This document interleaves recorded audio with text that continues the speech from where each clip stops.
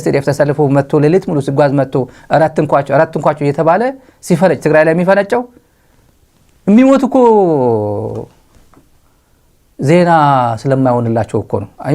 አይሰማው ጻድቃን ስንት ነው የሞተው ስንት ነው የተሰዋው የሞተው አይሉም የራሳቸው ስንት ነው የተሰዋው ነው የሚለው እንደዛ ነው የሚለው።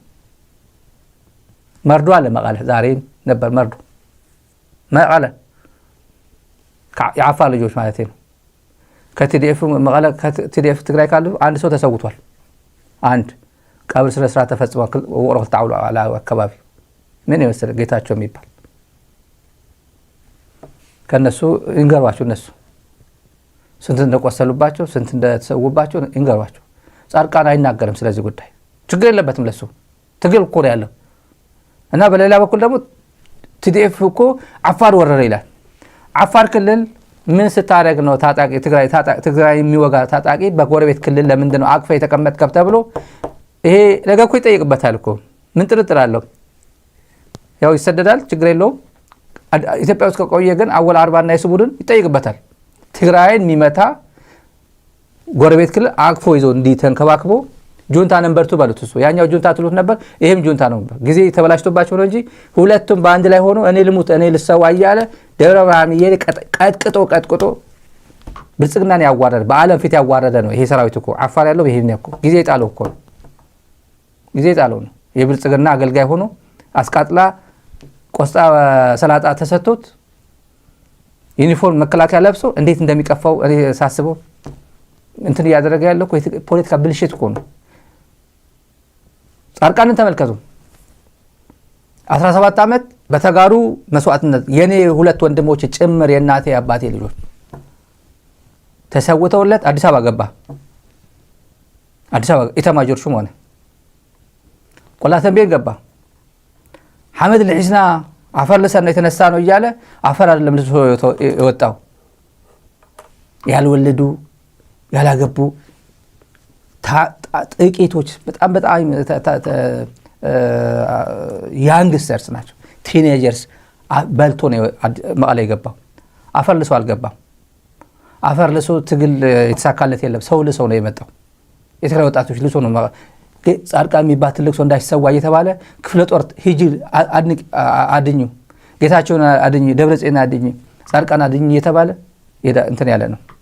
ጻድቃን ልጅ አለ። እኔ አንድ ልጅ ማቆሶ ብዙ ጊዜ ተናግሬዋለሁ።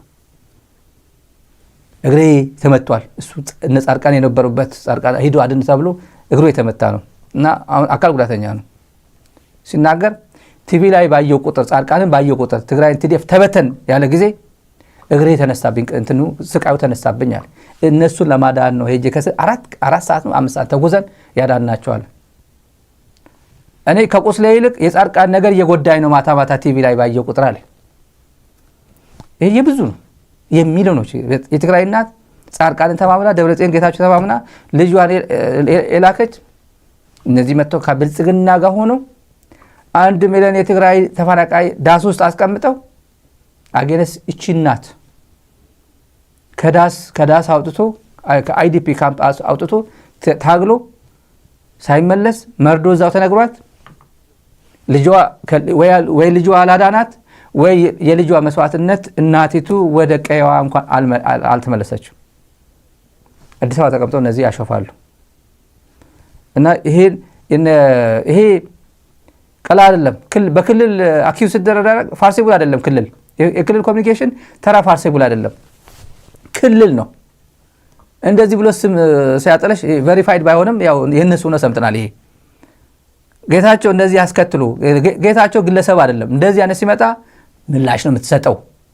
ግለሰብ አይደለም። ይሄ ግለሰብ በመንግስት ይሄ የመንግስት ፖዚሽን ያለ በመንግስት ነው የምትሰጠው። ወረደ ወራዳ ስለሆነ ነው እንጂ ለሱ መስጠት ይችል ነበር። ተንቆም ኢንፎርሜሽን አይናቅም። ይሄ ተከትሎ ዝም ሲሉ ከትግራይ በኩል አልጀዚራ መጣና ከቻ አደረገላቸው። ትግራይ ፋይተርስ ኢንተር ኢትዮጵያስ አፋር ሪጅን አሉ ገቡ አለ።